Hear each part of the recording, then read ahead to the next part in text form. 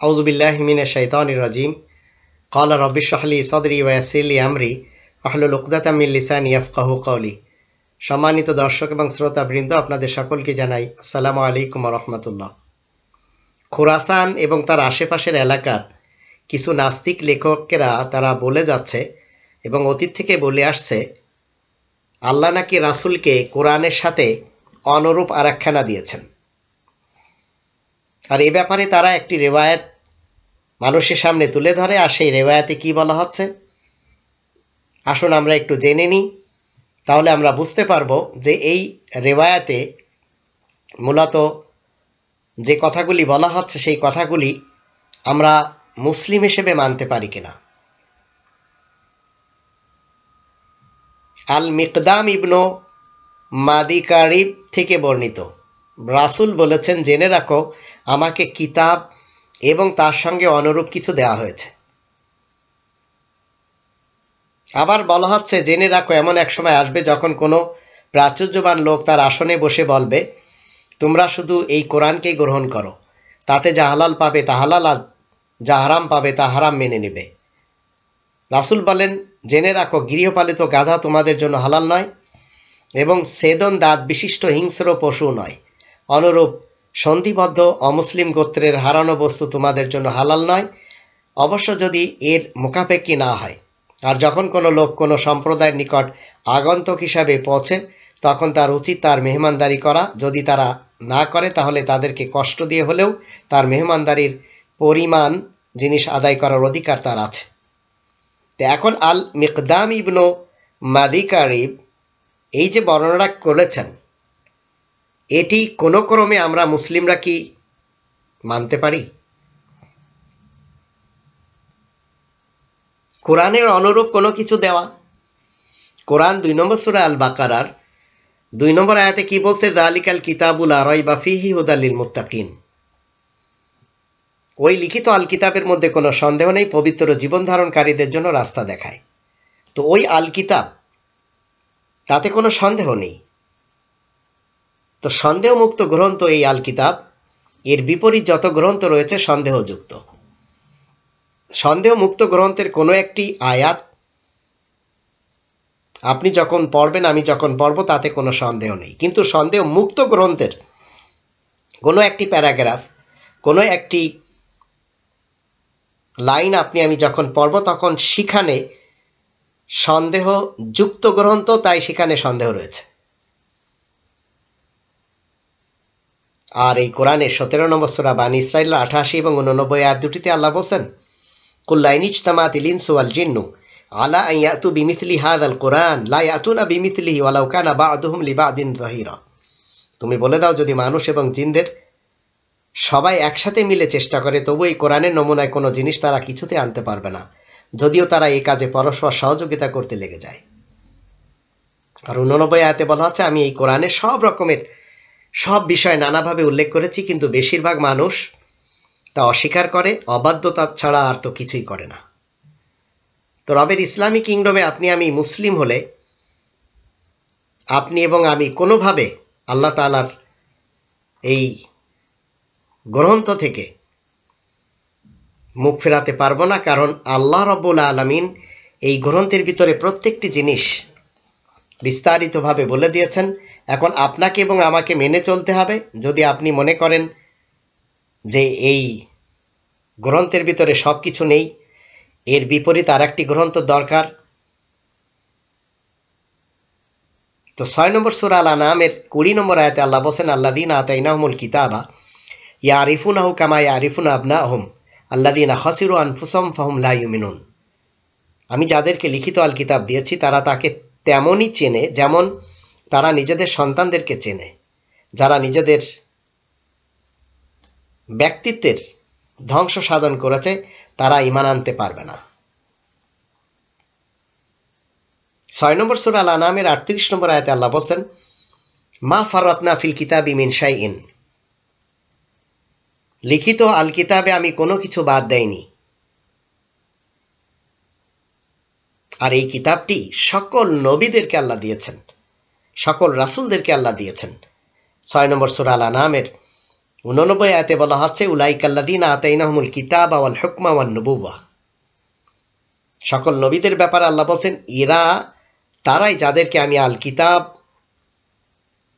এবং হুকুমত কিভাবে রাজ্য পরিচালনা করতে হয় সেই জ্ঞান এবং নবুওয়া দান করেছি। আর এই কিতাবটি মূসা রাসূল নিয়ে এসেছেন, যার ভিতরে হিদায়াত এবং আলো রয়েছে প্রত্যেকটি মানুষের জন্য। এটি 6 নম্বর সূরা আল আনআমের 91 আয়াতে বলা হচ্ছে কুল মান আনজালাল কিতাব আল্লাযী জাআ বিহি মূসা নূরান ওয়া হুদাল লিন-নাস। তুমি বলে দাও মান আনজালাল কিতাব, কে তাহলে নাজিল করেছে এই লিখিত আল কিতাব যেটির সাথে মূসা এসেছে, যার ভিতরে কি রয়েছে? আলো রয়েছে এবং হিদায়াত রয়েছে প্রত্যেকটি মানুষের জন্য। আর 6 নম্বর সূরা আল আনআমের 154 আয়াতে আল্লাহ বলেন সুম্মা আতাইনা মূসাল কিতাবা তামামান। অতঃপর আমি মূসাকে আল কিতাব দিয়েছি সম্পূর্ণরূপে। তো এই কিতাবে মূসা সকল নবী রাসূলদেরকে আল্লাহ দিয়েছেন, আর এটি পেয়েছেন রাসূল করিম আল্লাহ রাব্বুল আলামিন 6 নম্বর সূরা আল আনআমের 114 নম্বর আয়াত থেকে আমাদেরকে কি জানাচ্ছেন? আফাগাইরাল্লাহি আবতাগি হাকামান ওয়া হুয়াল্লাযী আনসালা ইলাইকুমুল কিতাবা মুফাসসালা। বলে দাও আমি কি আল্লাহ ছাড়া অন্য কাউকে বিচারক মানব নাকি? যখন আল্লাহ, যিনি তোমাদের নিকট আল কিতাব নাজিল করেছেন যা বিশদভাবে বিবৃত। আর 2 নম্বর সূরা আল বাকারা এর 213 নম্বর আয়াতে আল্লাহ বলেন কানান নাসু উম্মাতান ওয়াহিদা ফাবাআসাল্লাহু নাবিয়্যিন মুবাশশিরিনা ওয়া মুনযিরিন ওয়া আনজালা মাহুমুল কিতাবা বিল হক। মানব সমাজ একই উম্মত হিসেবে এসেছে, তাদের মধ্যে আল্লাহ সকল নবীদেরকে পাঠিয়েছেন মুবাশশির এবং মুনজির বানিয়ে, সুসংবাদদাতা এবং সতর্ককারী হিসেবে। ওয়া আনজালা মাহুমুল কিতাবা বিল হক, তাদের সকলের সাথে একটি আল কিতাব দিয়েছেন, লিখিত একটি কনস্টিটিউশন দিয়েছেন। নবিয়্যুন এখানে বহু বচন আর আল কিতাব এক বচন, তাই এর অনুরূপ অন্য কোনো গ্রন্থ রাসূলকে আল্লাহ দেননি। যারা বলছে এরা সবাই নাস্তিক সমাজ।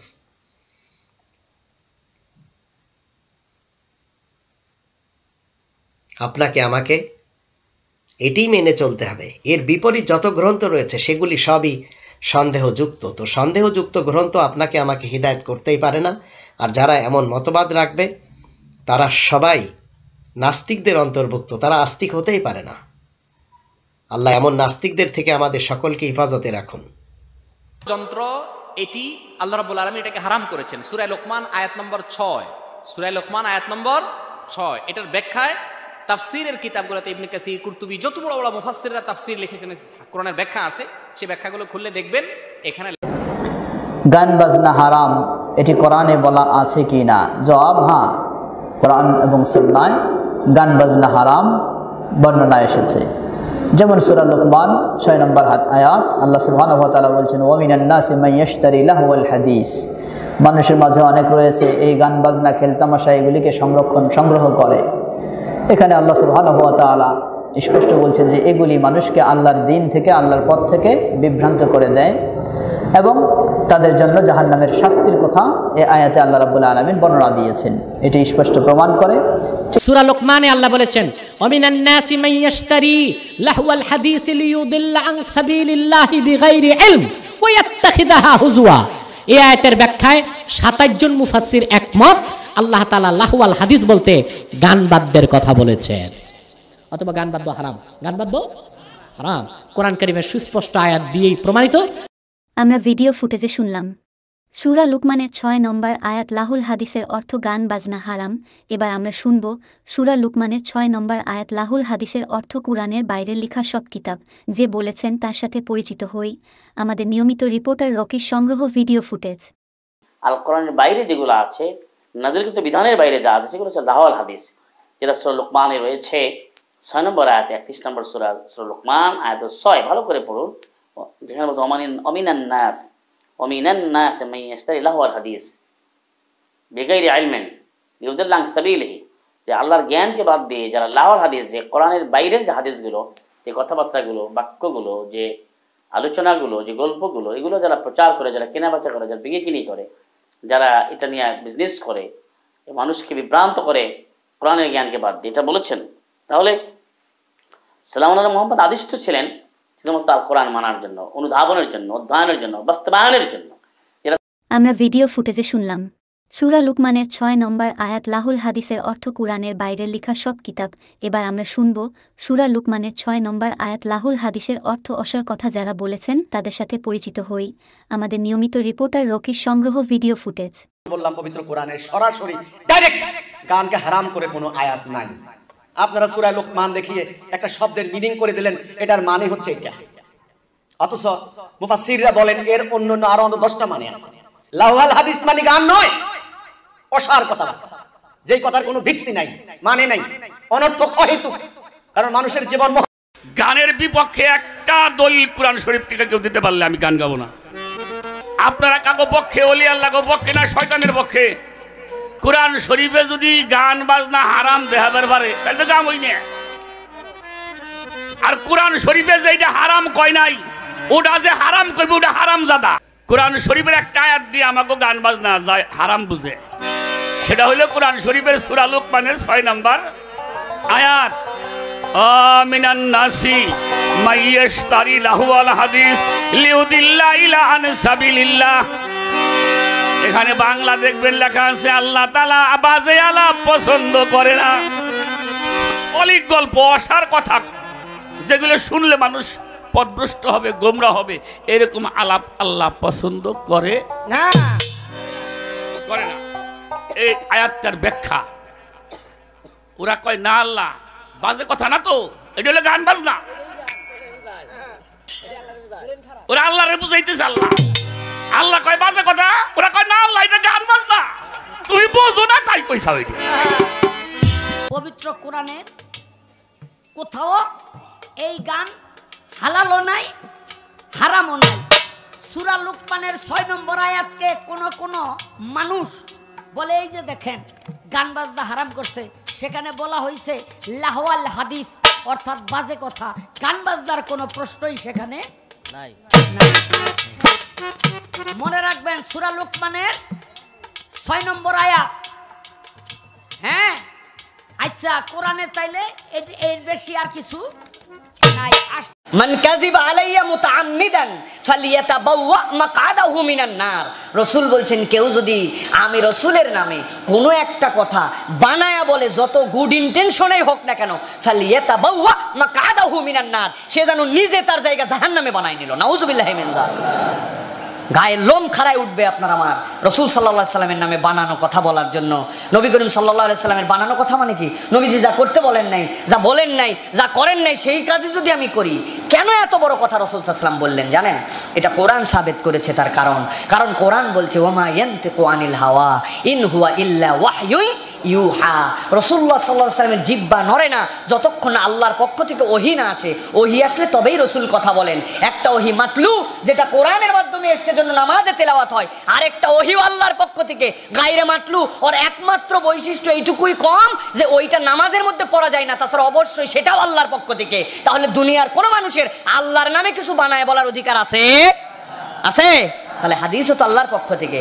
একদল তো এখন হাদিসই মানে না, ওরা নিজেদের নাম দিয়েছে ওরা আহলে কোরআন। ওই কোরআনই আমাদের জন্য এনাফ, হাদিস আমাদের জন্য লাগবে না। এইগুলারে নিয়ে এসে বাটাম ঝরঝরা করে আগে পিটন দিতে হবে খানিকক্ষণ। কারণ এদের সাধারণ আকল থাকলে আর এই কথা বলতো না। আমি কতবার আপনাদের কাছে বলেছি, জুমার নামাজ আল্লাহ কি বলছেন? ইজা নুদিয়া লিস-সালাতি মিন ইয়াউমিল জুমআ ফাসআউ ইলা যিকরিল্লাহ ওয়া যারুল বাই'। তোমরা ব্যবসা পাতি ছেড়ে দাও, তোমার যখন জুমার নামাজের আজান হবে তখন তোমরা মসজিদে চলে আসো। এটা কার কথা? জোরে বলেন, কার কথা? আল্লাহর কথা। এখন আপনাদের কাছে আমি জিজ্ঞাসা করি যে আমরা জুমার নামাজ পড়বো আল্লাহ রাব্বুল আমিনের নির্দেশে, তাই না? কিন্তু জুমার নামাজ যে আমরা পড়বো এটা কয় রাকাত আমরা পড়ি ভাই? কয় রাকাত? 2 রাকাত। প্রতি রাকাতে আমরা কয়টা রুকু দেই? হ্যাঁ, সিজদা কয়টা? 2টা। আপনি যদি আল্লাহর কসম এই পুরা কোরআন শরীফ আপনারা দিয়ে দিব, দুনিয়ার কোনো ব্যক্তি যদি খুঁজে বের করে দেখাতে পারে যে জুমার নামাজ 2 রাকাত আল্লাহ কোরআনুল কারীমের মধ্যে বলছেন, প্রতি রাকাতে একটা রুকু দিতে হবে আল্লাহ বলছেন, আর ওই জুমার নামাজের প্রত্যেক রাকাতে 2টা সিজদা দিতে বলছেন। এই পুরা কোরআনের কোন জায়গায় আল্লাহ বলেন নাই কোথার থেকে আপনি আমি এটা পাইলাম। কোরআনে যেহেতু নাই, তাহলে আমরা তো সেই ওই ফকিররা যেরকম তাদের মতো করে নামাজ বানাইছে, কেউ রুহে রুহে, কেউ ভাবে ভাবে, কেউ চুপচাপ করে বসে, কেউ ধ্যানে, সবই নামাজ। যেহেতু নামাজের কাইফিয়াত কোরআনে ওইভাবে বর্ণনা করা নাই, জুমার কাইফিয়াত তো আরোই নাই, সুতরাং আমরা আমাদের ইচ্ছা মতো নামাজ পড়বো। কি বলেন, হবে? কোথায় পাইছি এইটা? আমরা রাসূলুল্লাহ সাল্লাল্লাহু আলাইহি ওয়াসাল্লামের জীবন থেকে। তা আপনি কেমনে বলেন আপনি আহলে কোরআন? রাসূলের জীবন ছাড়া তো আপনার জীবন অচল। আপনি তো 2 রাকাত নামাজ পারফেক্টলি পড়তে পারবেন না। নামাজের তাসবিহ কি হবে, সিজদার তাসবিহ কি হবে, পুরা কোরআনের কোথাও বলা নাই। আল্লাহ বলছেন ফারকাউ মা'আর রাকিঈন, তোমরা রুকুকারীদের সাথে রুকু করো। কয়টা করব, কোন জায়গায় করব, কিভাবে করব, এক রাকাতে কয়টা করে করব? আরে জুমার দিন কত মুসল্লিরা অন্য দিন আসতে পারে না, আজকে কত কষ্ট করে আসছে, জুমার নামাজের কত বরকত। আজকে আমরা, আল্লাহ যদি আমাদের একটু সময় বাড়ায় দেন, আমরা 5 মিনিট খুতবা কমায় 8 রাকাত আজকে জুমার নামাজ পড়ে নেই, যাতে করে আল্লাহ আমাদের বেশি বেশি বরকত দেন, দ্রুত আমরা জান্নাতে যেতে পারি। রাজি আছেন আপনারা? কেন, কি হবে পড়লে? কোরআনে তো মানাও করা নাই, বলাও নাই, মানাও করা নাই। পড়বেন না সভাপতি সাহেব? পড়বে না। সভাপতি সাহেব বলবে আপনি আজকের থেকে বিদায় হন, আসসালামু আলাইকুম। প্রিয় ভাইয়েরা, এই জায়গায় আমরা বুঝি, কিন্তু যারা বলতেছে আহলে কোরআন হয়ে গেছে, ওরা সহি হাদিস বুঝে না, হাদিস মানে না, কয় হাদিসের মধ্যে গন্ডগোল আছে। এত বড় ফিতনা এখন বাংলাদেশে একটা গ্রুপ নিভৃতে তারা কাজ করে বেড়াচ্ছে, রসুলের এই সুন্নার বিপক্ষে তারা ইনজেকশন দিয়ে বেড়াচ্ছে। তারাও ওই রকম হকপন্থী নিজেদেরকে দাবি করছে। এদের থেকে সাবধান, না বুঝে ভুল করেও রাসূলুল্লাহ সাল্লাল্লাহু আলাইহি ওয়াসাল্লামের কোনো সুন্নতের বিপক্ষে কথা বলবেন না, কারণ এই হেকারুস সুন্নাত কুফর। আপনি যদি রসুলের কোনো সুন্নাতকে এই হেকার করেন, তুচ্ছ তাচ্ছিল্য করেন, অস্বীকার করেন, সাথে সাথে তার ঈমান চলে যাবে। কথা ঠিক কিনা? পালন করতে না পারি সেটা আলাদা বিষয়, কিন্তু হেকার করার ক্ষমতা, অধিকার দুনিয়ার কাউকে দেওয়া হয় নাই। কতগুলো মানুষ এখন সাংঘাতিক এরকম কথা বলে। আমি যখনই আমার পেজে, আমার চ্যানেলে কোনো কোরআনের হাদিসের দোয়া পাবলিশ করি, অনেকগুলো কমেন্ট দেখতে পাই। ওরা বলে কিসের হাদিসের দোয়া দিচ্ছেন, কোরআনের মধ্যেই তো এরকম ধরনের দোয়া আছে, কোরআনের দোয়া থাকতে আবার কিসের হাদিস, এরকম কথাবার্তা বলে। এই সকল বাতিল হাদিস প্রচার করা বন্ধ করেন। ইমাম বুখারী রাহমাতুল্লাহ আলাইহি এক একটা হাদিসের পিছনে জীবনকে উৎসর্গ করে দিয়েছেন, 1000 মাইল পর্যন্ত হেঁটে গেছেন, তারপরে সনদ যাচাই করছেন, বিশুদ্ধতার সর্বোচ্চ মানদণ্ডে সংকলন করছেন। ওই কিতাবের হাদিস ওদের মনে ধরে না। এই গ্রুপ থেকে সাবধান প্রিয় ভাইরা, আল্লাহ রাব্বুল আমিন আমাদেরকে হেফাজত করুক। বর্তমান যুগে যে সমস্ত ফেরকা, বাতিল ফেরকা মুসলমানদের ঈমান নিয়ে ছিনিমিনি খেলছে, তাদের মধ্যে অন্যতম একটা বাতিল ফেরকা হচ্ছে হাদিস অস্বীকার করার ফেরকা, ইনকারে হাদিসের ফেরকা, মুনকিরিনে হাদিসের জামাত। যুগে যুগে মুনকিরিনে হাদিসের জামাত তাদের রং পাল্টিয়েছে, বোতল পরিবর্তন করেছে, কিন্তু মত একই থেকে গেছে। খোলস পাল্টে পাল্টে নতুন রূপে জনগণের সামনে আসতে থেকেছে। বর্তমানে হাদিস অস্বীকারের ফিতনা 2 রূপ নিয়ে বাংলাদেশে, ভারত, পাকিস্তানে তাদের কার্যক্রম পরিচালনা করছে। তার মধ্যে একটা রূপ হচ্ছে বিজ্ঞানের সাথে সংঘর্ষ দেখিয়ে, নাস্তিকতার বীজ বপন করে মানুষকে রাসূল সাল্লাল্লাহু আলাইহি ওয়াসাল্লামের হাদিস বিদ্বেষী করে তোলা, হাদিস নিয়ে ঠাট্টা মশকরা করতে শেখানো। এটা একটা রূপ। আর আরেকটা রূপ হচ্ছে ভালো সুরতে, নেক সুরতে, ইসলামী লেবাসে, কোরআনের তাফসিরের নামে, কোরআন একাডেমির নামে, কোরআন ফাউন্ডেশনের নামে, কোরআনের ব্যাখ্যার নামে আড়ালে অবডালে হাদিস অস্বীকার করার চক্রান্ত, হাদিসকে নস্যাৎ করার, ধ্বংস করার, হাদিসের উপর থেকে মুসলমানের ঈমান, মুসলমানের আকীদা, বিশ্বাস উঠিয়ে নেওয়ার চক্রান্ত অব্যাহত আছে। এবং আমি নিজে ব্যক্তিগতভাবে যে 2 জনকে চিনি যারা নেক সুরতে হাদিস অস্বীকার করার বীজ মানুষের অন্তরে বপন করেন, তার মধ্যে একজন হচ্ছে ডাক্তার মতিয়ার রহমান, আর আরেকজনকে ইউটিউবে যারা থাকে, ফেসবুকে যারা থাকে সবাই চিনে। আগে নাস্তিক ছিল, বর্তমানে ইসলামের রূপ ধারণ করেছে, কিন্তু ইসলামের রূপ ধারণ করে হাদিসকে ছোট করে দেখানোই তার উদ্দেশ্য। তার নাম হচ্ছে মুফাসসিল ইসলাম। এরকম অগণিত অসংখ্য হাজারো মানুষ বাংলাদেশের গ্রামে গঞ্জে ইউটিউবে ফেসবুকে হয় নাস্তিকতার নামে, বিজ্ঞান বিরোধিতার নামে, হাদিস নিয়ে ঠাট্টা মশকরা, অথবা কোরআনের তাফসিরের নামে, কোরআনের ব্যাখ্যার নামে, কোরআন ফাউন্ডেশন, কোরআন একাডেমির নামে নেক সুরতে সুন্দর চেহারায় হাদিসকে জবাই করার পরিকল্পনা বাস্তবায়ন করে চলছে। সুতরাং যুগের চাহিদা অনুযায়ী হাদিসের প্রামাণ্য, হাদিসের প্রামাণিকতা জনগণের সামনে তুলে ধরা অবশ্য কর্তব্য। আমরা কি জন্য হাদিস মানব, হাদিস মানতে কেন বাধ্য? হাদিস অস্বীকারের যে ফিতনা আজকে আমরা দেখতে পাচ্ছি, মুস্তাফা সেবাইর মতে পরিপূর্ণরূপে হাদিস অস্বীকার ইসলামের কোনো ফেরকা কোনো যুগেই করেনি। গত 200-300 বছরে অরিয়েন্টালিস্ট বা প্রাচ্যবিদ, যারা জন্মগত ইহুদি, জন্মগত খ্রিস্টান, কিন্তু গবেষণা করে কোরআন এবং হাদিস নিয়ে, অরিয়েন্টালিস্টদের কিছু ভালো কাজও আছে। কোরআন হাদিস গবেষণা করতে গিয়ে তারা এমন কিছু কাজের আঞ্জাম দিয়েছে, যেই কাজের শুরুটা যদিও মুসলিম উম্মাহ করেছিল, কিন্তু শেষটা তাদের হাত দিয়ে হয়েছে। যেমন আল মুজামুল মুফাহরাস লি আলফাদিল হাদিস, হাদিসের শব্দগুলোকে ডিকশনারি আকারে সাজানো। কুতুবে সিত্তার সব শব্দ, যে নিয়ত শব্দটা উল্লেখ করার পর বলা হবে নিয়ত শব্দে 10টা হাদিস, একটা আবু দাউদে, 2টা বুখারিতে, 3টা মুসলিমে, 4টা নাসাইতে, কত নাম্বার বাবে কত নাম্বার অধ্যায়ে আছে তা সহ উল্লেখ করে দেওয়া হবে। আমি নিয়ত শব্দ খুঁজলেই নিয়ত শব্দ সংশ্লিষ্ট কুতুবে সিত্তার সব হাদিস কোথায় আছে তা বের করতে পারবো। মাকতাবা শামেলা আসার আগে মানুষের কাছে একটাই মাধ্যম ছিল, সেটা হচ্ছে আল মুজামুল মুফাহরাস, এই বইটা, এই ডিকশনারিটা, যেটা হাদিসের শব্দ ভাণ্ডারের উপর রচিত। আমার উস্তাদ মুফতি সাঈদ আহমদ আল পালানপুরি রাহিমাহুল্লাহ, আমি যার নিকটে বুখারী জিলদে আউয়াল প্রথম খণ্ড পড়েছি, তিনি টানা 4 ঘন্টা দার্স দিতেন। তো তিনি তার দার্সে বলেছিলেন যে যারা মুজামুল মুফাহরাস লিখেছে তাদের একজন মুসনাদে আহমদ প্রথম থেকে শেষ পর্যন্ত 16 বার অধ্যয়ন করেছে। কয়বার? 16 বার। মুসনাদে আহমদ এত বিশাল গ্রন্থ, 30-32 খণ্ডের এই বিশাল গ্রন্থ, একজন ইহুদি, একজন খ্রিস্টান আল মুজামুল মুফাহরাস লেখার জন্য, হাদিসের উপর গবেষণা করার জন্য প্রথম থেকে শেষ পর্যন্ত 16 বার অধ্যয়ন করেছে। তাহলে হাদিস নিয়ে তাদের কত গবেষণা ছিল।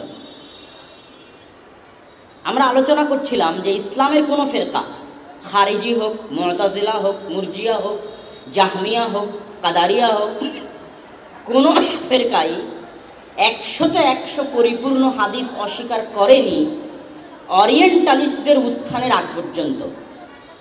অরিয়েন্টালিস্ট বা প্রাচ্যবিদদের উত্থানের পরে সর্বপ্রথম 100-100 পরিপূর্ণ হাদিস অস্বীকার করার ফিতনা শুরু হয়। আর আগের যুগের যত ফেরকা ছিল তারা হাদিসের বিভিন্ন অংশকে বিভিন্ন মাধ্যমে, বিভিন্ন কায়দায়, বিভিন্ন মারপেচে হাদিসকে ধ্বংস করার, হাদিসকে নষ্ট করার চেষ্টা করেছে, ওপেনলি হাদিস অস্বীকার করেনি। তবে হাদিসের প্রতি দুর্বলতার, হাদিসের প্রতি অস্বীকারের কিছু বীজের আলামত সাহাবীদের যুগেও পাওয়া যায়। একজন ব্যক্তি আব্দুল্লাহ বিন ওমর রাদিয়াল্লাহু তাআলা আনহুকে জিজ্ঞেস করছে যে আমরা তো কোরআনে ভীত সন্ত্রস্ত অবস্থায় কিভাবে সালাত আদায় করতে হবে তার বিবরণ পাই, সালাতুল খৌফের বিবরণ পাই, বাড়িতে থাকা অবস্থায় কিভাবে সালাত আদায় করতে হবে তার বিবরণ পাই, কিন্তু সফরে থাকা অবস্থায় কিভাবে সালাত আদায় করব তার বিবরণ তো হাদিসে পাই না, তার বিবরণ তো কোরআনে পাই না। এই যে তার বিবরণ কোরআনে পাই না মর্মে যে প্রশ্ন উত্থাপন করা হলো, এই প্রশ্নের মধ্যে হাদিস অস্বীকারের বীজ আছে। তখন আব্দুল্লাহ বিন ওমর রাদিয়াল্লাহু তাআলা আনহু উত্তরে বললেন, শোনো, ইন্নাল্লাহ আযজা ওয়া জাল্লা বাআসা ইলাইনা মুহাম্মাদান সাল্লাল্লাহু আলাইহি ওয়াসাল্লাম, আল্লাহ আমাদেরকে মুহাম্মদ সাল্লাল্লাহু আলাইহি ওয়াসাল্লামকে আমাদের নিকট পাঠিয়েছেন, আমাদের নবী করে মুহাম্মদ সাল্লাল্লাহু আলাইহি ওয়াসাল্লামকে পাঠিয়েছেন। তার নবী হওয়ার আগে লা না'লামু শাইআন, আমরা কিছুই জানতাম না, কি কোরআন আর কি হাদিস কিছুই জানতাম না, কোনটা কোরআন আর কোনটা হাদিস এই পার্থক্য করার জ্ঞানটুকুও তো আমাদের নাই। আমরা কি করেছি জানো? হাদিস কোরআন আজকে তোমরা বুঝতেছো যে এটা হাদিস, এটা কোরআন, ব্যাখ্যা বিশ্লেষণ, মতভেদ, মতানৈক্য, এটা তোমাদের যুগে ঘটছে। আমাদের যুগে কিছু না, আমাদের যুগে তো আমরা জাহেল, অজ্ঞ, মূর্খ, আমরা কিছুই জানতাম না। মুহাম্মদ সাল্লাল্লাহু আলাইহি ওয়াসাল্লামকে আল্লাহ নবী করে পাঠালেন, তিনি যা করতেন, যা বলতেন, আমরা তাই করতাম, তাই বলতাম।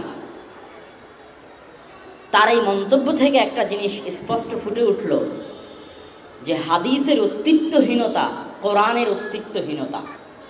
কেননা হাদিস যেই মুখ দিয়ে বের হয়েছে, কোরআনও ওই মুখ দিয়ে বের হয়েছে। আব্দুল্লাহ বিন ওমর বলছে, আমরা তো কিছুই জানি না কোনটা কোরআন কোনটা হাদিস, এটা পার্থক্য করারও ক্ষমতা আমাদের নাই। একই মুখ দিয়ে কোরআন বের হচ্ছে, একই মুখ দিয়ে হাদিস বের হচ্ছে। তো রাসূল সাল্লাল্লাহু আলাইহি ওয়াসাল্লাম যতক্ষণ না পার্থক্য করে দিবেন যে এটা কোরআনের আয়াত আর এটা হাদিস, ততক্ষণ আমাদের বোঝার ক্ষমতা নাই। তাহলে আল্লাহ রাসূল যে বলতেছেন এটা কোরআন, এই বলাটাও একটা হাদিস। আল্লাহ রাসূল যে বলতেছেন এটা কোরআনের উমুক আয়াত, এই বলাটাও একটা হাদিস। এই হাদিসটা আল্লাহ রাসূলের মুখ দিয়ে বের হচ্ছে। তাহলে কোরআন হোক হাদিস হোক, দুটেরই উৎপত্তি স্থল, দুটেরই নির্গত হওয়ার জায়গা, বের হওয়ার জায়গা মুহাম্মদ সাল্লাল্লাহু আলাইহি ওয়াসাল্লামের মুখ। আর কোরআন কোনটা এটাও বুঝার জায়গা মুহাম্মদ সাল্লাল্লাহু আলাইহি ওয়াসাল্লামের মুখ। উনি যে আল্লাহর নবী, এটা যে কোরআন আল্লাহর বাণী, এটাও বুঝার জায়গা মুহাম্মদ সাল্লাল্লাহু আলাইহি ওয়াসাল্লামের মুখ। তাহলে এই মুখ থেকে বের হওয়া বাণীকে যদি অস্বীকার করা হয়, তাহলে সবার আগে কোরআনকে অস্বীকার করতে হবে। কেননা আল্লাহ কোরআনের জন্য আলাদা নবী আর হাদিসের জন্য আলাদা নবী পাঠাননি, একই নবী পাঠিয়েছেন।